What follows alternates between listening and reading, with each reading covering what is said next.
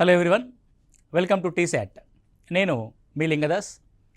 వివిధ పోటీ పరీక్షలకి ప్రిపేర్ అవుతున్న అభ్యర్థులకి శిక్షణ కార్యక్రమాల్లో భాగంగా ప్యూర్ మ్యాథ్స్ అనే సబ్జెక్ట్లోంచి మనం మెన్సురేషన్ అనే టాపిక్ చూస్తూ ఉన్నాం.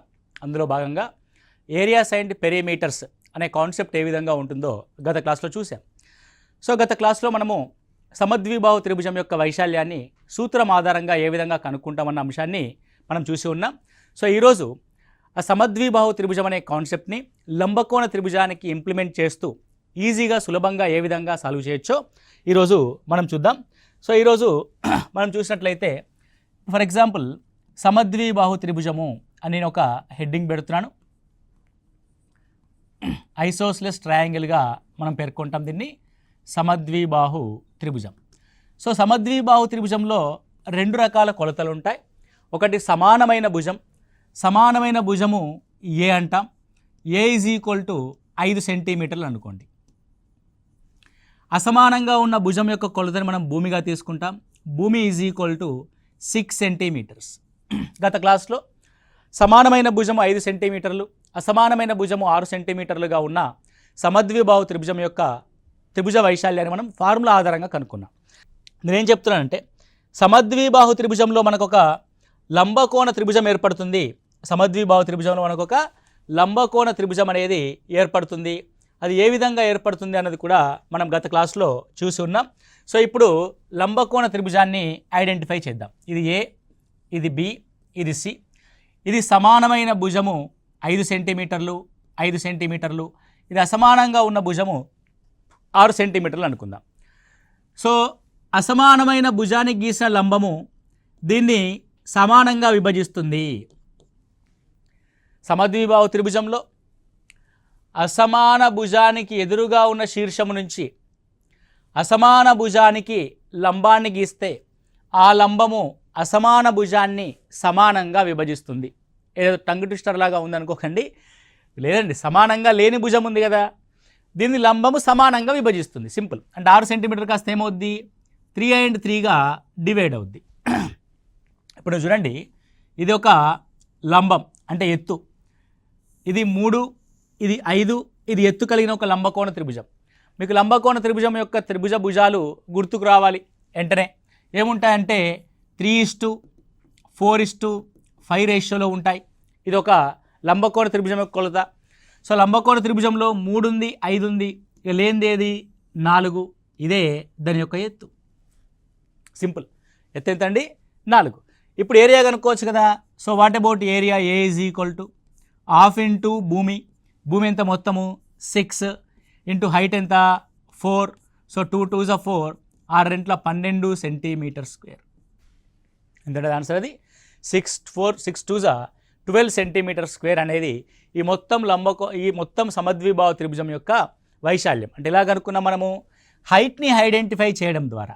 హైట్ని ఏ విధంగా ఐడెంటిఫై చేస్తున్నావు? సమానమైన భుజాన్ని అదే విధంగా తీసుకుంటున్నాము, అసమాన భుజంలో సగం తీసుకుంటున్నాము. ఇవి రెండు లంబకోణ త్రిభుజంలోని 2 కొలతలు అవుతాయి. దీంట్లో మిస్ అయిన ఒక కొలతనే 4 సెంటీమీటర్లు అన్నది హైట్గా మనం తీసుకుంటున్నాం. ఫర్ ఎగ్జాంపుల్ సమద్విబాహు త్రిభుజంలో అసమాన భుజం ఉంది. అసమాన భుజం యొక్క కొలత 17 సెంటీమీటర్లు.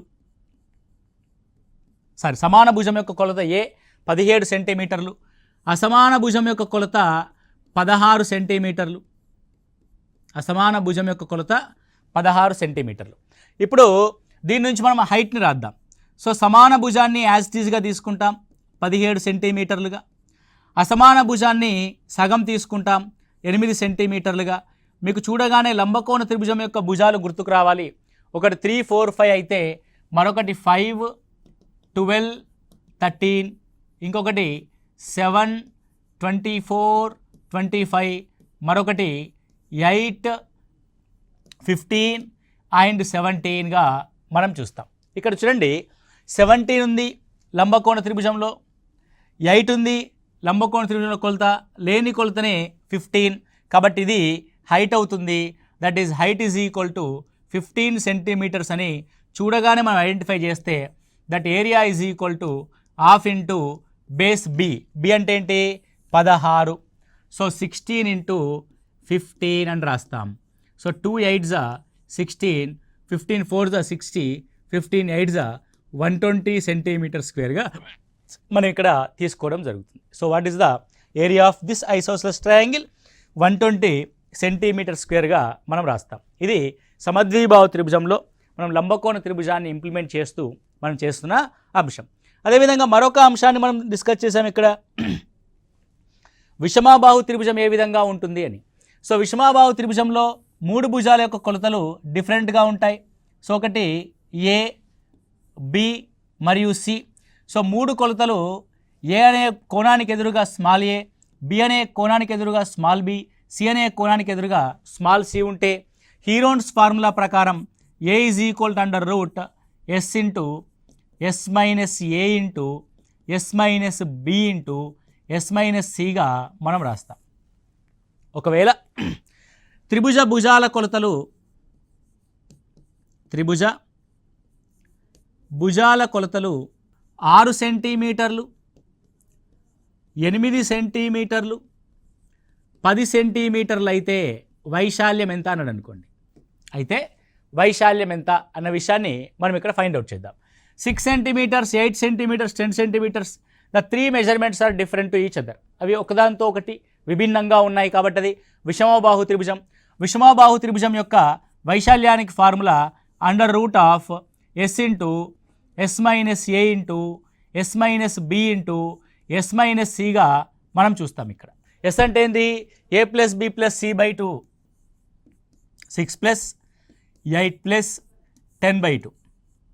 Okay, 6 plus 8 14 plus 10 24/2, that is equal to 12. Okay, 12 సెంటీమీటర్లు ఎస్. ఇప్పుడు రాద్దాం. సో ఎస్ అంటే 12, ఎస్ మైనస్ ఏ అంటే 12 minus 6 6, 12 minus 8 4, 12 minus 10 2. Okay right, it's very simple. So 12 ఉంది, 6 2s ఇంకో 12 ఉంది, అండ్ 4 ఉంది. మీరు ఇక్కడ చూడండి, 12 అంటే స్క్వేర్ రూట్లోంచి 12 బయటకు వస్తే ఒక 12 వస్తుంది, అండ్ 4 అంటే 2 వస్తుంది. 12 2s 24 centimetre square. So what is the area? 24 centimetre square. And ఇందులో భూమి మరియు ఎత్తులు అనే అంశాలు ఉండవు, ఓన్లీ భుజాల యొక్క కొలతలు మాత్రమే ఉంటాయి. 3 భుజాల యొక్క కొలతలు 6, 8, 10 సెంటీమీటర్స్ అయితే దాని యొక్క వైశాల్యము 24 సెంటీమీటర్ స్క్వేర్ అవుతుంది. 24 సెంటీమీటర్ స్క్వేర్ అవుతుంది. పరీక్షా హాల్లో మనకి విషమబాహు త్రిభుజం యొక్క కొలతలు ఇచ్చినప్పుడు ఫస్ట్ వాటిని సునిశ్చితంగా పరిశీలించి అవి ఒక లంబకోణ త్రిభుజం యొక్క కొలతలు అవుతాయా కాదా ఒకసారి చెక్ చేయాలి. మీరు చూడండి, 6, 8, 10 అంటే ఇన్ విచ్ రేషియో, ఏ రేషియోలో ఉంది, ఏ నిష్పత్తిలో ఉందో ఒకసారి గమనిస్తే ఇవన్నీ కూడా 2తో డివైడ్ చేయబడతాయి. 2 3 6, 2 4 8, 2 5 10. 3:4:5 అనేది ఒక లంబకోణ త్రిభుజం యొక్క కొలతే కదా. సో ఇవి లంబకోణ త్రిభుజాన్ని ఏర్పరిచే భుజాలు కదా. ఏదైనా ఒక లంబకోణ త్రిభుజము భుజాలు కనుక ఉన్నప్పుడు దాని యొక్క వైశాల్యం ఏమవుతుంది అనే ఒక అంశాన్ని గమనిస్తే వైశాల్యం ఏ ఈజ్ ఈక్వల్ టు లంబకోణాన్ని ఏర్పరిచే భుజాలు. అంటే లంబకోణ త్రిభుజంలో 3 భుజాల్లో 2 అతి చిన్న భుజాలు లంబకోణాన్ని ఏర్పరుస్తాయి, గరిష్ట భుజం కర్ణం అవుతుంది. లంబకోణాన్ని ఏర్పరిచే భుజాల యొక్క లబ్ధంలో సగం 1/2 into 6 into 8, 1/2 into 6 into 8, 2 4s 8, 24 centimetre square. ఈ విధంగా కూడా మనం గమనిస్తూ పోవాలి. సో పోటీ పరీక్షలకు ప్రిపేర్ అవుతున్న విద్యార్థులందరికీ, అభ్యర్థులందరికీ సబ్జెక్ట్ని ఇంటర్లింక్ చేసుకుంటూ చదవడం అనేది నేర్చుకోవాల్సి ఉంటుంది. దానివల్లనే మనం ఉద్యోగం సాధించడానికి ఎక్కువ అవకాశం ఉంటుంది. అంతే తప్ప ఏదో పుస్తకాల్లో ఉన్నది యాజ్ ఇట్ ఈస్గా బైహార్ట్ చేస్తామంటే అది కుదరని పని. సో దాని సబ్జెక్ట్ని అవగాహన చేసుకుంటూ ఒకదాని నుంచి మరొకదానికి ఇంటర్లింక్ చేస్తూ చదవడమే పోటీ పరీక్షల్లో విజయానికి ముఖ్యమైన కారణంగా మనం ఇక్కడ చెప్పొచ్చు. ఇది త్రిభుజాలకు సంబంధించిన అంశం. ఇప్పుడు త్రిభుజాలకు సంబంధించి మనం ఏ అంశాలు చూసాం మనము? ఒకటి వైశాల్యం అన్నాం, దాన్ని ఏరియా ఏగా చూస్తాం. ఇంకొకటి చుట్టుకొలత అన్నాం, పెరిమీటర్ పీగా లేదా పిఎంగా చూస్తాం. ఏరియా అనంటే ఆక్రమించబడిన ప్రదేశము. నీకు అప్లికేషన్ టైప్ ఆఫ్ క్వశ్చన్స్లో ఖర్చుకు సంబంధించిన ప్రశ్నలు అడుగుతాడు. ఖర్చుకు సంబంధించిన ప్రశ్నలు అంటే అర్థమైంది అనంటే, ఒక త్రిభుజాకారపు తోట ఉంది, ఆ తోట లోపల భూమిని చదును చేయడానికి ఎంత ఖర్చు అవుతుందని అనుకోండి. చదును చేయడము అంటే మనం వైశాల్యాన్ని చదును చేస్తాం, అప్పుడు వైశాల్యం యొక్క ఫార్ములాని ఉపయోగిస్తాం. ఓకే, ఏదైనా ఒక దీర్ఘచతురస్రాకారపు తోట ఉంది, ఆ తోటకి చుట్టూ ఫెన్సింగ్ వేయాలి అని అనుకోండి. ఫెన్సింగ్ వేయాలి అన్నాడు. సో ఫెన్సింగ్ అంటే అర్థం ఏంటంటే మనము కంచె వేయాలి. సో కంచె వేయడము అంటే అర్థం ఏంటి అని అంటే, కంచె దేనికి వేస్తాం మనము? చుట్టుకొలతకి కంచె వేస్తాం. కాబట్టి చుట్టుకొలతకు సంబంధించి కంచె ఫార్ములాస్ని మనం ఇక్కడ అప్లై చేస్తూ వెళ్తాము. ఓకే, ఇది త్రిభుజం యొక్క mensuration problems, application type of questions మనకి ఏమొస్తాయో తదుపరి క్లాసులో చూసుకుంటూ వెళ్దాం. ఇప్పుడు త్రిభుజం గురించి మాట్లాడాం కాబట్టి మరొక జామితీయ నిర్మాణమైనటువంటి ట్రయాంగిల్ గురించి మాట్లాడాం కదండి. ఇప్పుడు మనము రాంబస్ గురించి తెలుసుకుందాం. ఇది రాంబస్. ఓకే, సో దీన్ని మనం రాంబస్ అంటాం, లేదంటే సమచతుర్భుజం అని అంటాం. ఇది రాంబస్. రాంబస్లో ఏముంటాయంటే ఏ, బి, సి, డి అనే 4 శీర్షాలు ఉంటాయి. అండ్ దానికి ప్రతి ఒక్క భుజము సమానంగా ఉంటుంది. ఏ అండ్ ఏ. ఓకే, సో అన్ని త్రిభుజ నిర్మాణాలని మనము భూమి ఇంటూ ఎత్తు ఆధారంగా మనకు అనుకున్నాం కదండి. రైట్, ఇందులో ఒకసారి మీరు గమనిస్తే ఇప్పుడు బీడీని కలుపుతో కర్ణాన్ని గీసాం. ఇది D1 కొలత కలిగిన కర్ణం అనుకోండి. ఇప్పుడు D1 కొలత కలిగిన కర్ణం ఏం చేసింది అని అంటే రాంబస్ని 2 త్రిభుజాలుగా విభజించింది. అవునా కదా? రైట్, ఇప్పుడు ఏం చేస్తానంటే ఏసీని కలుపుతూ మరొక కర్ణాన్ని గీస్తా, దీని యొక్క కొలత D2 అవుతుంది. ఓకే, రాంబస్లో ఉన్న అతి ముఖ్యమైన అంశం ఏంటంటే కర్ణాలకు సంబంధించి కర్ణాలు ఒకదానితో మరొకటి లంబ సమద్వీఖండనం చేసుకుంటాయి. కాబట్టి ఇప్పుడు బీడీ అనే ఒక కర్ణము ఏసీ అనే కర్ణాన్ని ఏం చేస్తుందంటే సమద్వీఖండనం చేస్తుంది. అంటే దీని పైనున్న కొలత D2/2 అవుతుంది, కిందున్న కొలత కూడా D2/2 అవుతుంది. పైన ఇదంతా ఒక దీర్ఘచతురస్రం. ఏం దీర్ఘచతురస్రము? భూమి D1గా, దాని యొక్క పైన D2/2 ఎత్తుగా, లంబ సమద్వీఖండనం అన్నాం కదా, ఎత్తుగా ఏర్పడిన ఒక త్రిభుజం. సేమ్ త్రిభుజం పైనుంది, సేమ్ త్రిభుజం కిందుంది. కాబట్టి 2 త్రిభుజ వైశాల్యాలకి ఇది సమానం. కాబట్టి area of rhombus is equal దేనికి సమానము? 2 త్రిభుజ వైశాల్యాలకి సమానం. త్రిభుజ వైశాల్యం అంటే హాఫ్ ఇంటూ భూమి ఇంటూ ఎత్తు. భూమిగా మనం D1ని తీసుకుంటున్నాము, ఎత్తుగా మనము ఈ పైవైపు ఉన్న ఎత్తుని తీసుకుంటున్నాము, D2/2. ఓకే, సో ఇటు 2 cancel. The total area of rhombus is equal to D1 D2/2. అంటే కర్ణాల యొక్క లబ్ధంలో సగం ఉంటుంది. రాంబస్ యొక్క వైశాల్యం ఎంత అండి? హాఫ్ ఇంటూ D1 ఇంటూ D2గా రాస్తాం. దాని స్టేట్మెంట్ రూపంలో చెప్పాలంటే లంబాల యొక్క లబ్ధం అంటే కర్ణాల యొక్క లబ్ధంలో సగం ఉంటుందిగా మనం దీన్ని తెలియజేస్తాం. సో మరి what about perimeter P is equal to 4A అవుతుంది. Perimeter P is equal to 4A. అలాగే మనం జామెట్రీలో కూడా ఈ లంబకోణ రాంబస్లో ఉన్న కర్ణాలకి మరియు భుజాలకి మధ్య గల సంబంధాన్ని కూడా మనం ఎస్టాబ్లిష్ చేసాం. ఏంటా సంబంధం అంటే 4A² is equal to D1² plus D2². రాంబస్లో కర్ణాల యొక్క వర్గాల మొత్తము భుజాల యొక్క వర్గాల మొత్తానికి సమానంగా ఉంటుందనే అంశాన్ని మనం ఇక్కడ చూస్తున్నాము. ఇది రాంబస్కి సంబంధించిన ఫార్ములా. ఓకే, సో రాంబస్ సంబంధించి మనకు ఏమి ఇస్తాడు? కర్ణాల యొక్క కొలతలు ఇస్తాడు. కర్ణాల యొక్క కొలతల ఆధారంగా మనం దాని యొక్క వైశాల్యాన్ని కనుక్కోవాల్సి ఉంటుంది. సో మరొక చతుర్భుజము ఇక్కడ మనం మాట్లాడితే, సో మరొక చతుర్భుజాన్ని మనము తీసుకున్నట్లయితే, సో ఇది సమాంతర చతుర్భుజం అంటాం, ప్యారలలోగ్రామ్. ఏంటంటే ఇది సమాంతర చతుర్భుజం. ఇది సమాంతర చతుర్భుజం. సమాంతర చతుర్భుజంలో సమాంతరంగా ఉన్న భుజాలు 2 జతలు ఉంటాయి. ఓకే, ఇది బి అనుకోండి, ఇది బి అనుకోండి. సో ఈ 2 కొలతలు కూడా సమాంతరంగాను మరియు సమానంగాను ఉంటాయి. ఇది ఏ అనుకోండి, ఇది ఏ అనుకోండి. ఒకవేళ నువ్వు సమాంతర చతుర్భుజాన్ని బిని భూమిగా తీసుకొని చేస్తే ఆ సమాంతర భుజాల మధ్య ఉన్న లంబ దూరము D1 లేదంటే H1 అనుకోండి, ఏదైనా అవసరం లేదు. ఓకే, D1 అనుకోవచ్చు, H లంబ దూరం అంటున్నాం.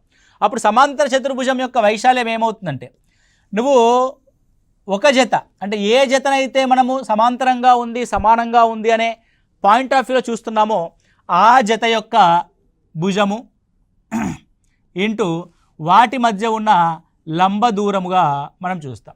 బి ఇంటూ D1గా మనం దీన్ని చూడడం జరుగుతుంది. ఒకవేళ ఏ ఆధారంగా చూసామనుకోండి, ఒకవేళ సేమ్ థింగ్ ఈ రెండు సమాంతర భుజాల మధ్య ఉన్న లంబ దూరం కనుక D2 అయితే రైట్. సో అప్పుడు ఏ ఇంటూ D2 అవుతుంది. ఏం లేదు, భూమి ఇంటూ ఎత్తు. త్రిభుజంలో హాఫ్ ఇంటూ భూమి ఇంటూ ఎత్తు అయితే చతుర్భుజాల్లో భూమి ఇంటూ ఎత్తు అవుతుంది. అది ఏరియాకి సంబంధించిన అంశం. మరి దీని యొక్క పెరిమీటర్ ఏంటి అని ఒకసారి గమనిస్తే, perimeter is equal to 2 of A plus B, అంటే సమాంతర భుజాల యొక్క మొత్తానికి రెట్టింపు A కామా B యొక్క మొత్తం A ప్లస్ బి యొక్క రెట్టింపుగా మనం చూస్తాం. ఇది వైశాల్యం. ఇందులో క్వశ్చన్ ఏ విధంగా ఫ్రేమ్ అవుతుందంటే, ఒక వైశాల్యం ఇచ్చి మిగతా రెండు భుజాల మధ్య ఉన్న లంబ దూరాన్ని క్వశ్చన్ అడుగుతాడు. అప్పుడు రెంటి మధ్య సంబంధం ఏంటి? సో ఏ అనేది ఒక సమాంతర భుజాల జత, ఏ అనేది సమాంతర భుజాల జత, మొదటి జత. బి అనేది సమాంతర భుజాల రెండవ జత. సో D1 అనేది వాటి మధ్య ఉన్న లంబ దూరం, మొదటి వాటి మధ్య ఉన్న లంబ దూరం. D2 అనేది రెండవ జతల యొక్క లంబ దూరం. ఇర్రెస్పెక్టివ్ ఆఫ్ ది ఫిగర్, వేరే రాస్తున్నాను ఇక నేను ఫిగర్ను వదిలేసి రాస్తున్నాను. ఇప్పుడు దీనికి ఏమడుగుతాడు అని అంటే, ఏ కామా బీల మధ్య సంబంధం ఏంటి అని అంటే, so A into D1 is equal to B into D2, that is A comma బీల యొక్క నిష్పత్తి D2 కామా D1ల యొక్క నిష్పత్తికి సమానంగా ఉంటుంది. ఈ విధంగా మనం చూస్తాం. ప్రాబ్లం వచ్చినప్పుడు మీకు క్లియర్గా అర్థమవుతుంది దీనికి సంబంధించిన అంశాన్ని. అంటే సమాంతర భుజాల మధ్య నిష్పత్తి ఆ సమాంతర భుజాల యొక్క లంబ దూరాల యొక్క నిష్పత్తికి విలోమంగా ఉంటుంది అన్న అంశాన్ని మనం ఇక్కడ చూస్తూ ఉన్నాం. ఓకే, ఇది సమాంతర చతుర్భుజానికి సంబంధించిన విషయం. ఓకే, నెక్స్ట్ కనుక గమనిస్తే సమాంతర చతుర్భుజం తర్వాత మనము దీర్ఘ చతురస్రం గురించి మాట్లాడదాం. దీర్ఘ చతురస్రము అని అంటాం. ఇది దీర్ఘ చతురస్రం. సో ఏంటి దీర్ఘ చతురస్రము అని ఒకసారి చూస్తే, సో దీర్ఘ చతురస్రంలో ఏ బి సి డి అనే కొలతలు ఉంటాయి.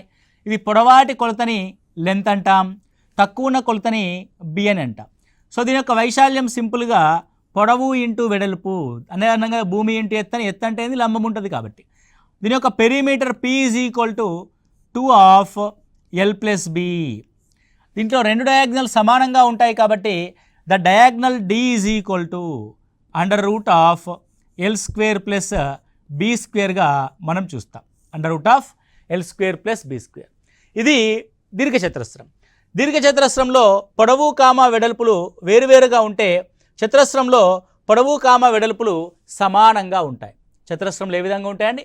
పొడవు కామా వెడల్పులు సమానంగా ఉంటాయి. సో పొడవు కామా వెడల్పులు సమానంగా ఉంటే ఉన్న దీర్ఘచతురస్రాన్ని మనం ఏమన్నాము? చతురస్రము అన్నాం. ABCD ఇది చతురస్రం అవుతుంది. చతురస్రంలో సమాన భుజాలు ఉంటాయి. A A A A okay, so all S. So దీని యొక్క area is equal to A into A, పొడవు ఇంటూ వెడల్పు, A square. Perimeter is equal to 4Aలు ఉన్నాయి, 4A. మరి D is equal to same దీనిలాగే under root of L square plus B square కదా.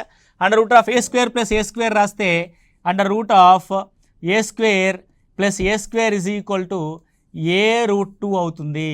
అంటే ఒక చతురస్రంలోని కర్ణము దాని భుజానికి √2 రెట్లు ఉంటుంది. A√2 టైమ్స్ A√2 దాని యొక్క కర్ణం అవుతుంది. ఇది మరొక చతురస్రము మరియు దీర్ఘ చతురస్రానికి సంబంధించిన అంశం. ఓకే, నెక్స్ట్ కనుక మనం గమనిస్తే మరొక చతుర్భుజం ఉంటుంది. దాన్ని మనం ట్రెపీజియం అని అంటాం. ఏమంటారు? దీన్ని ట్రెపీజియంగా పేర్కొంటాం. సమాంతర చతుర్భుజంలో మనకి రెండు జతల భుజాలు సమాంతరంగాను మరియు సమానంగాను ఉంటే, ట్రెపీజియంలో ఒక జత ఎదుటి భుజాలు మాత్రమే సమాంతరంగా ఉంటాయి. అవి సమానంగా కూడా ఉండవు. ఇప్పుడు మనం దీనికి సంబంధించిన అంశాన్ని డిస్కస్ చేద్దాం. ఇది ఏ, ఇది బి, ఇది సి, ఇది డి అనుకోండి. Okay right. ఇప్పుడు ఏమంటారంటే ఇది ఆ రెండు భుజాల మధ్య ఉన్న లంబ దూరంగా రాస్తాను నేను. లంబ దూరము H అంటే ట్రెపీజియం యొక్క ఎత్తుగా మనం ఇక్కడ చూస్తున్నాం. దీన్ని ఎలాగ చూస్తున్నామండి? ట్రెపీజియం యొక్క ఎత్తుగా మనం దీన్ని చూస్తూ ఉన్నాం. Right, clear, right. ఇప్పుడు ఇది బి అనే కొలత, ఇది ఏ అనే కొలత అనుకోండి. ఏ అనే కొలత మరియు బి అనే కొలత. ఇప్పుడు ఇక్కడ హైట్ ఇంకోటి తీసుకున్నాను, ఇది కూడా హైట్. సో ఇందులో మీరు గమనించండి ఏముంది ఇక్కడ అని అంటే, ఇటువైపు ఒక ట్రయాంగిల్ ఏర్పడింది, ఇటువైపు ఒక ట్రయాంగిల్ అనేది ఏర్పడింది. రెండు ట్రయాంగిల్ ఏర్పడినాయి కదా, రైట్. సో ఇప్పుడు మొత్తం ఏరియా కనుక్కోవాలంటే ఈ రెండు ట్రయాంగిల్ యొక్క మొత్తం ఏరియా ప్లస్ మధ్యలో మనం ఏదైతే డివైడ్ చేసామో ఒక దీర్ఘచతురస్రం యొక్క ఏరియాగా మనం చూస్తామో అది ఏ ఇంటూ హెచ్ అవుతుంది. ఓకే, సో ఇదేమవుతుంది సార్ మరి అంటే అప్పుడు ఫైండ్ అవుట్ చేయడం అనేది మనకి ఇబ్బందికరమైన అంశమే కదా. ఇప్పుడు నేను దీన్ని ఏం చేస్తానంటే, సో బేస్ ఉంది కాబట్టి ఈ రెండింటిని అటాచ్ చేస్తాను. నేను రెండు ట్రయాంగిల్స్ని అటాచ్ చేసి ఒకే ట్రయాంగిల్గా తీసుకుంటే మొత్తం బీలో ఏ భుజం కాకుండా మిగతా భుజం అవుతుంది అంటే what is that point? Half into B minus A into height, half into B minus A into height అవుతుంది, ప్లస్ ఏ ఇంటూ హైట్ అవుతుంది. ఎందుకంటే ఈ కొలత ఏగా మనం డిసైడ్ చేసాం కాబట్టి. Let's try. Okay, now half into B H minus A H plus A H cancel. Half into B H అనేది దేనికి చూపిస్తుంది? అసలు హాఫ్ ఇంటూ బిహెచ్ అనేది మొత్తం ట్రయాంగిల్ యొక్క కొలతను చూపిస్తుంది. కాబట్టి ఇలా కాకుండా మనం ఇంకొక కొత్తగా మనము ట్రై చేద్దాం. ఇక్కడ చూడండి, హాఫ్ ఇంటూ బి మైనస్ ఏని మనం దేనిగా తీసుకున్నామండి? ఇది కాకుండా అంటే ట్రయాంగిల్గా తీసుకున్నాం. అలా కాకుండా దీన్ని కొంచెము డిఫరెంట్గా ఆలోచించడానికి ప్రయత్నం చేద్దాం. ఇప్పుడు మనము మరొక ట్రెపీజియాన్ని గీద్దాం. ఇదొక trapezium, right. Let's see.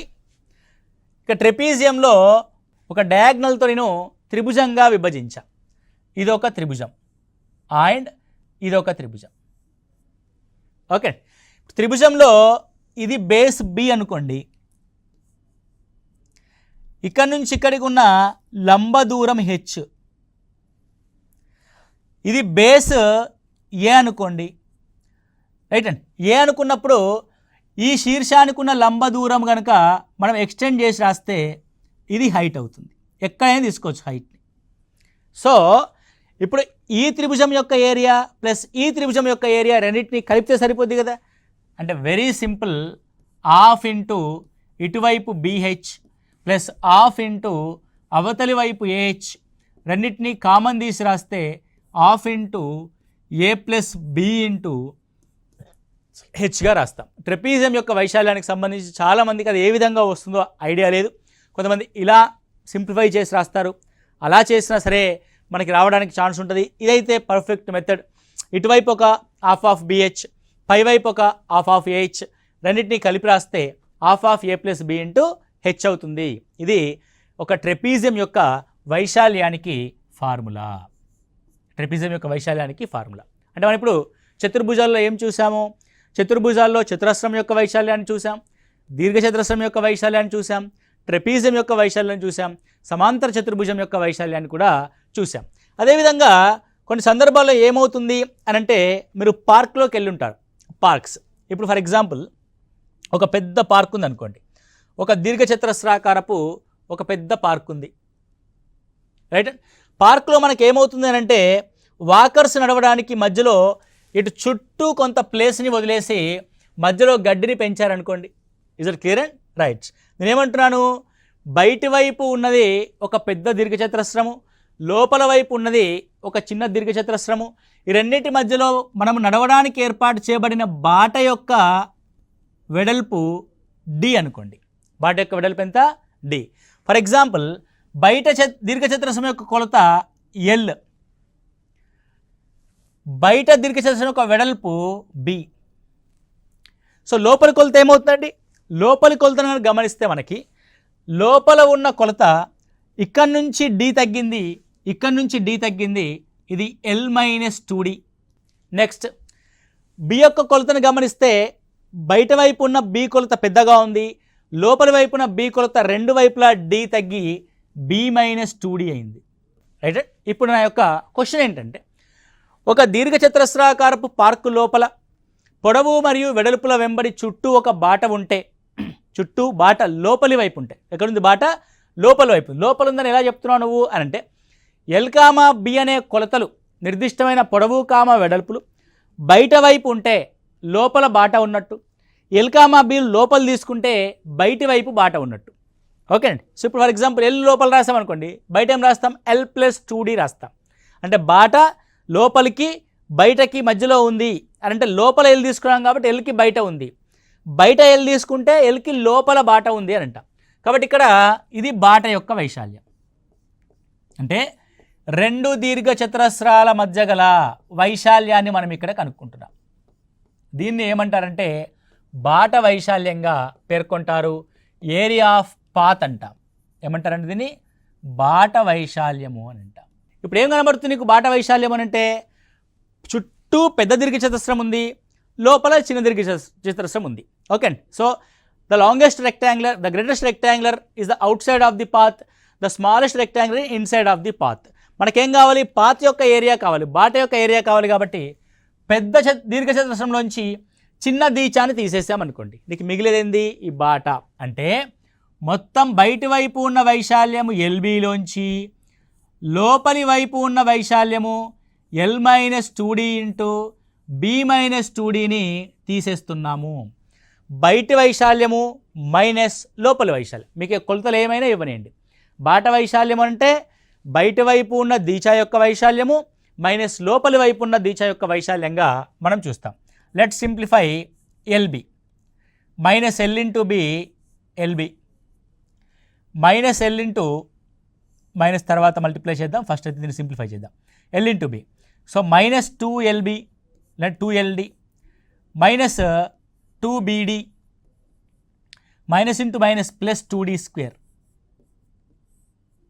Let's మైనస్ని లోపలికి మల్టిప్లై చేసి సింప్లిఫై చేస్తే LB minus LB minus into minus plus plus అంటే ప్లస్ 2LD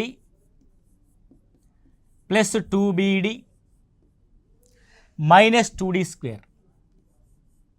రైట్ అండి. LB cancel. ఓకే అండి. ఇందులో మీరు గమనిస్తే డిడి కామన్ ఉంది కాబట్టి డీని కామన్ తీస్తే, ఏం డీని?